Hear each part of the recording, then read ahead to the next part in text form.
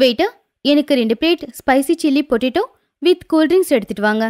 அட, என்னால full plate சாப்பிட முடியாது. எனக்கு ஒரு ஹாஃப் பிளேட் சில்லி பொட்டேட்டோ போதும். கூட ஹனி கொண்டு வாங்க. அட, அது 2 பிளேட்டும் எனக்கு ஆர்டர் பண்ணிருக்கேன். உனக்கு என்ன வேணுமோ நீ ஆர்டர் பண்ணிக்கோ. 2 பிளேட் தனியாவே சாப்பிடுவியா? அப்ப என்ன, உனக்கு தெரியாத எனக்கு சில்லி பொட்டேட்டோ ரொம்ப பிடிக்கும்னு? நல்லா தெரியும். நேத்து மார்னிங் டிஃபன், மதியம் லஞ்ச் எல்லாத்துலயுமே நீ வீட்லயே சில்லி பொட்டேட்டோ செஞ்சுதானே சாப்பிட்ட. வீட்லயும் அதே சாப்பிட்டு வெளியில ஹோட்டலுக்கு வந்தாலும் அதே சாப்பிடுவியா? அட, அதனால என்ன? சரி, சும்மா பேசாத, உனக்கு ஆர்டர் பண்ணிக்கோ. சில்லி பொட்டேட்டோ சாப்பிட்டு அஞ்சனா வீட்டுக்கு வந்துட்டா. அவ இப்பதான் அவளுடைய காலேஜ் முடிச்சிருந்தா. காலேஜ்ல படிக்கும் போது அஞ்சனா நமித் அப்படிங்கிற ஒரு பையனை காதலிச்சா. காலேஜ் முடிஞ்சதுக்கு அப்புறமா நமித்க்கு ஒரு MNC கம்பெனில வேலை கிடைச்சது. அஞ்சனாவுக்கு சாப்பிடுறது ரொம்ப பிடிக்கும். அதனால எப்பவுமே வீட்டுல ஏதாவது ஒண்ணு அவ ரெடி பண்ணிக்கிட்டு இருப்பா. ஆனா 2 நாளைக்கு ஒரு தடவையாவது அவ சில்லி பொட்டேட்டோ ரெடி பண்ணிக்கிட்டு இருந்தா. ஒரு நாள் அஞ்சனா நமித்க்கு கால் பண்ணப்போ அந்த காலை வேற யாரும் ரிசீவ் பண்ணாங்க. நமித், எங்க இருக்க? உனக்காக நான் எவ்வளவு நேரமா காத்துக்கிட்டு இருக்கேன். நான் நமித்தோட நண்பன் பேசுறேன். சீக்கிரமா அவங்க வீட்டுக்கு வாங்க. அவங்களுக்கு ஆக்சிடென்ட் ஆயிருக்கு. என்ன சொல்ற நீ? அவருக்கு இப்ப எப்படி இருக்கு? நான் இரு வரேன்.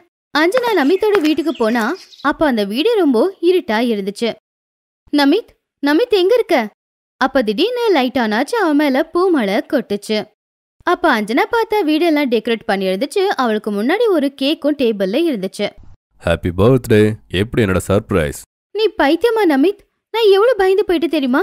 இந்த சர்ப்ரைஸ் பிளானுக்கு இப்படி எல்லாம் சொல்லணுமா? அப்போ நமித்தோட அம்மா தங்கச்சி 2 பேரும் அங்க வந்தாங்க. நீ சரியாதாமா சொன்ன. முதல்ல இவனு 2 அடி போடுமா. ஆண்டி, நீங்க?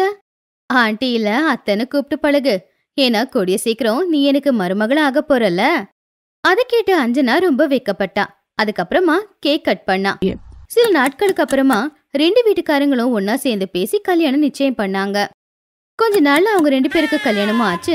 அஞ்சனா அவளுடைய புருஷன் வீட்டுக்கு வந்துட்டா. அங்க அவங்க மாமியார் லதா அவளை வரவேற்றாங்க. அஞ்சனா, இன்னைக்கு நீ ரொம்ப டயர்டா இருப்பலமா. இன்னைக்கு போய் படுத்து ரெஸ்ட் எடுத்துக்கோ. நாளைக்கு வர விருந்தாளிங்க எல்லாருக்குமே நீதானே சமைச்சு கொடுக்கணும். சரிங்க அத்தை. அஞ்சனா அடுத்த நாள் காலையில குளிச்சு தயாரானா. அப்ப அவருடைய மாமியார் லதா அங்க வந்தாங்க.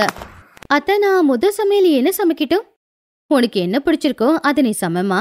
நாங்க எல்லாத்தையும் சாப்பிடுவோம். சரிங்க அத்தை, நான் உங்க எல்லாருக்கும் பிடிச்ச மாதிரி ஒன்னு சமைச்சு எடுத்துட்டு வரேன். அது நிச்சயமா உங்களுக்கு ரொம்ப பிடிக்கும். அப்படி சொல்லி அஞ்சனா மாமியார் வீட்டுல முதல் நாள் சமைக்க போனா. அவளுக்கு ரொம்பவும் பிடிச்ச அந்த சில்லி பொட்டேட்டோ தான் அன்னைக்கு அவ சமைச்சா. அடடா, எனக்கு இப்பவே நாக்குல எச்சி ஊறுது இந்த சில்லி பொட்டேட்டோ பார்க்கும்போது.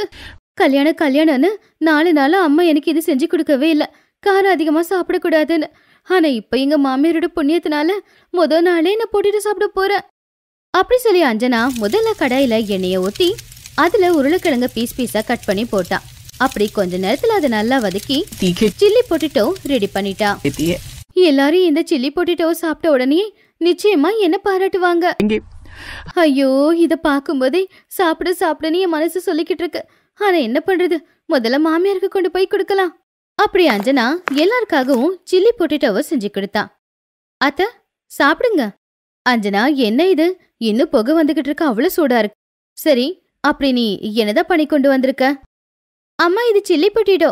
இல்ல நீ, இது எனக்கு ரொம்ப பிடிக்கும். அட, அப்படின்னா நம்ம 2 பேருக்கு ஒரே டேஸ்ட் தான் போல. சரி, எல்லாரும் சாப்பிடுங்க. ஆனா நீயும் உக்கார் அஞ்சனா, எங்க கூடவே சாப்பிடு. நமித் அந்த சில்லி பொட்டேட்டோவை வாயில போட்டு சாப்பிட்ட உடனே அவன் வாயில இருந்து புகை வர ஆரம்பிச்சுது. ஐயோ, அவங்க அப்பா செத்து போய் எவ்வளவு நாள் ஆச்சு. ஆனாலும் பாவம் இவன் அவங்க அப்பாவை பத்தியே நினைக்கிறான். தண்ணி என் வாய எரிஞ்சிருச்சு. என்ன மிளகா டப்பா எல்லாத்தையும் போட்டீங்களா? ஐயோ, அடக்கடவுளை, எவ்வளவு காரம். என்னம்மா, வந்தனைக்கு எங்க நாக்கையெல்லாம் சுட்டுப்புட்டியே. அப்பா, சின்ன வயசுல இருந்து எனக்கு தெரிஞ்சு இவ்வளவு காரத்தை நான் சாப்பிட்டதே கிடையாது. ஆனா அவங்க எல்லாரும் அஞ்சனா அவளை காரமான பொட்டேட்டோ சாப்பிட்றத பார்த்து ரொம்பவும் ஆச்சரியப்பட்டாங்க. அட, நீங்க வேற, சில்லி பொட்டேட்டோல சில்லி போடலனா அது சில்லி பொட்டேட்டோன்னு எப்படி கூப்பிடுவாங்க சொல்லுங்க? அண்ணி, நீங்க நல்லதா பண்ணிருக்கீங்க. கொஞ்சம் காரம் அதிகமா இருக்கு. ஆமா, சாப்பிட எனக்கு வந்து பிடிச்சிருந்துச்சு. இந்த காரத்தை என்னால சாப்பிட முடியாது, அதனால வெளியில இருந்து நான் ஆர்டர் பண்றேன். எங்களுக்கும் ஆர்டர் பண்ணிடுப்பா. உங்களால சாப்பிட முடியலனா இது எல்லாத்தையும் நானே சாப்பிட்டுக்கிறேன். அப்படி சொல்லி அஞ்சனா அந்த எல்லா சில்லி பொட்டேட்டோவும் சாப்பிட்டா. 2 நாளைக்கு ஒரு தடவை அவ சில்லி பொட்டேட்டோ செஞ்சுக்கிட்டு இருந்தா. போட்டோவுக்கு காரம் போடலனாலும் தினமும் அந்த சில்லி பொட்டேட்டோ சாப்பிடுறது நமித்க்கு பிடிக்கவே இல்ல. தினமும் இந்த சில்லி பொட்டேட்டோவை சாப்பிடவே முடியாது. நீங்களும் சாப்பிடாதீங்க. உங்களுக்கு தெரியும்ல இது உடம்புக்கு நல்லதில்லன்னு. பரவாயில்லப்பா, இது உருளைக்கிழங்கு தானே. சரி, உனக்கு பிடிக்கலனா விடு. மருமகளே, எப்பவுமே இதையே செஞ்சுக்கிட்டு இருக்காதம்மா. இப்படியே சில நாட்கள் போய்கிட்டு இருந்துச்சு. அவங்க 3 பேரும் சில்லி பொட்டேட்டோ தான் சாப்பிட்டுக்கிட்டு இருந்தாங்க. அப்போ திடீர்னு லதாவுக்கு ஒரு நாள் என்னாச்சுன்னு தெரியல. அவங்க மயக்க போட்டு விழுந்துட்டாங்க. அவங்கள வீட்டுல இருக்கிறவங்க ஹாஸ்பிட்டலுக்கு கொண்டு போனாங்க. என்ன தோணுதுன்னா உருளைக்கிழங்கு அதிகமா சாப்பிட்டுருக்காங்க, அதுவும் காரமா. அதனால பிளட் ப்ரெஷர் அதிகமாயிடுச்சு. அது மட்டும் இல்லாம உங்களுக்கு சுகர் கூட இருக்குது. தினமும் இப்படியே சாப்பிட்டுக்கிட்டே இருந்தாங்கன்னா என்ன ஆகணும்னு தெரியாது. யாருக்கும் என்னன்னு தெரியாது. பாத்தி அஞ்சனா, உன்னால எங்க அம்மாவோட உயிருக்கே ஆபத்தாயிடுச்சு. அதனால அதான் சொன்னேன், நீ கொஞ்சம் திருந்துன்னு. அஞ்சனாவுக்கு அவ செஞ்ச தப்பு என்னன்னு புரிஞ்சுது. அன்னையிலிருந்து அவ அதிகமா சில்லி பொட்டேட்டோ செய்யறது கிடையாது. அவளும் நல்ல சாப்பாடு தான் சாப்பிட்டுக்கிட்டு இருந்தா. வீட்டுல எல்லாருக்கும் நல்ல சாப்பாடு தான் கொடுத்துக்கிட்டு இருந்தா.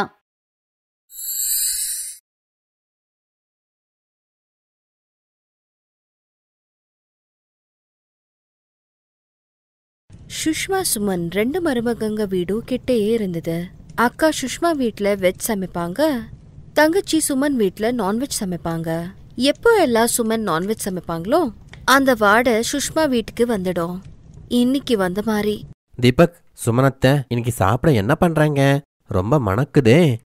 ஒண்ணு மம்மி இன்னைக்கு சிக்கன் பிரியாணி பண்றாங்க. இன்னைக்கு எல்லாருக்கும் சிக்கன் பிரியாணி சாப்பிட மனசு இல்ல. சிக்கன் பிரியாணி பேரை கேட்டு ரிங்குக்கு ஆசை ஆயிடுச்சு. அப்போ சுமன் அங்க வராங்க. சித்தி, நீங்க சிக்கன் பிரியாணி பண்றீங்களா? இப்பதான் பண்ணிட்டு வந்த, சாப்பிடுறியா? ஆனா அம்மா பருப்பு குழம்பு பண்ணாங்க. ராஜ்மா சாவலெல்லாம் டெய்லியும் சாப்பிட்டுட்டே இருப்போம். சித்தி, நான் போய் கை கழுவிட்டு வர, சரியா? சித்தி, நானும் வரட்டா? கண்டிப்பா, நீயும் வரலாம். நான் நிறைய சிக்கன் பிரியாணி சமைச்சிருக்கேன். எல்லாரும் சேர்ந்து சாப்பிடலாம். ரிங்கு கின்னி 2 பேரும் சுமன் வீட்டுக்கு சாப்பிட போனாங்க. சுஷ்மா வந்து நிறுத்திட்டாங்க. 2 பேரும் எங்க போறீங்க? சாப்பிடலையா? இல்ல மம்மி, 2 பேரும் சித்தி வீட்டுக்கு போறோம். எங்களுக்காக அவங்க சிக்கன் பிரியாணி பண்ணிருக்காங்க. இத நாங்க நாளைக்கு சாப்பிடுறோம். தினமும் இதே ஆயிடுச்சு. சாப்பிடலன்னா நான் எதுக்கு சமைக்கணும்? உங்களுக்கும் தினமும் நான்வெஜ் சாப்பிடுறதே வேலையா போச்சு. இந்த சுமனுக்கு என்னதான் நான்வெஜ் சாப்பிடுற ஆசையோ அவளோட சேர்த்து வீட்டுல எல்லாரும் நான்வெஜ் சாப்பிட ஆரம்பிச்சிட்டாங்க. நான்வெஜ் சாப்பிட்டா என்ன இருக்கு, நல்லது தானே. சுஷ்மா இத்தனை வருஷம் கழிச்சு கூப்பிட்டுருக்கா. எனக்கு கூட போட்டதே இல்ல. சுமன் வந்ததுக்கு அப்புறம் குழந்தைங்களுக்கு நான்வெஜ் கிடைக்குது. ராஜேஷ் அண்ணா, கொஞ்சம் சிக்கன் பிரியாணி சாப்பிட்றீங்களா? நீங்க சாப்பிடல? அட, எங்க சாப்பிட்ட? நான் ராஜ்மா சாப்பிட மாட்டேன்னு தெரியும்ல. பிரியாணி எடுத்துட்டு வா. ஏதாச்சும் நல்லா சாப்பிட தோணுதுப்பா. கண்டிப்பா தரேன். வீட்ல எல்லாரும் சுமனை ரொம்ப பாராட்டுவாங்க. அவளோட நான்வெஜ் சாப்பாடுக்கு முன்னாடி வெஜ் சாப்பாட யாருமே விரும்பல, சுஷ்மா மாமியார தவிர. சுமன் விதவிதமா நான்வெஜ் டிஷ்ஷஸ் சமைப்பா. Fish gravy, egg gravy, mutton, சிக்கன்னு சமைப்பா. சுஷ்மா கூட நல்ல வெஜ் சாப்பாடு சமைப்பா.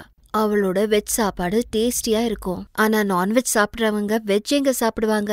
என்னங்க, உங்களோட ஃபேவரட் எண்ணெய் கத்திரிக்காயும் சோள ரொட்டி பண்ணிருக்கேன். நீங்க சாப்பிடல? நாளைக்கு சாப்பிடுறேன். சும்மா இன்னைக்கு பட்டர் சிக்கன் பண்ணிருக்கா. அங்க பார்ட்டி இருக்கு. நீங்க 2 பேர் சாப்பிடுங்க. குழந்தைங்க என் கூட அங்கேயே சாப்பிடுவாங்க. என்னமோ தினமும் நீங்க அது என்ன நான்வெஜ் சாப்பிடுறீங்களோ, தினமும் அந்த சுமன் வீட்டுக்கு நான்வெஜ் சாப்பிட போயிடுறீங்க. எங்க வீட்டு சாதாரண சாப்பாடு உங்களுக்கு எல்லாம் பிடிக்கல. இது கத்திரிக்காய் சீசன். சோள ரொட்டியோட கத்திரிக்காய் எவ்வளவு நல்லா இருக்கும். நீ வெஜிடேரியன் சாப்பாடு சாப்பிடுறதே இல்ல. அப்போ உங்க சுமன் வராங்க. அத்தை, அக்கா, நீங்களும் அங்கே வந்துடுங்க. ஏதாவது வெஜ் சமைக்கிறேன், ஒன்னா சாப்பிடலாம். இல்ல, நான்லாம் அங்க சாப்பிட மாட்டேன். நான் நான் வெஜிடேரியன் சாப்பாடு சாப்பிடுறதில்ல. நான் அங்கெல்லாம் சாப்பிட மாட்டேன். சுமன், உனக்கு தெரியும் இல்லையா, நாங்க நான்வெஜ் சமைக்கிற பாத்திரத்துல சாப்பிட மாட்டோன்னு. ஒன்னும் பிரச்சனை இல்ல, நீங்க சாப்பிடுங்க. இங்க சோள ரொட்டியும் எண்ணெய் கத்திரிக்காய் பண்ணிருக்கோம். நாங்க அதை சாப்பிடுறோம். நீ சாப்பிடுறியா? சுஷ்மா சொன்னதை கேட்டு சுமன் ஜோரா சிரிக்கிறா. அவளோட நரேஷும் சிரிக்கிறான்.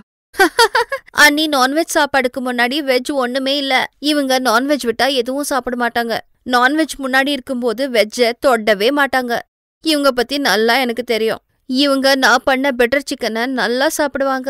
அண்ணி, வெஜ் பண்றத விட்டுருங்க, நான்வெஜ் பண்ண ஆரம்பிங்க. அன்னைக்கு சுஷ்மா ரொம்ப வருத்தப்பட்டா. அவளுக்கு துக்கமா இருந்தது.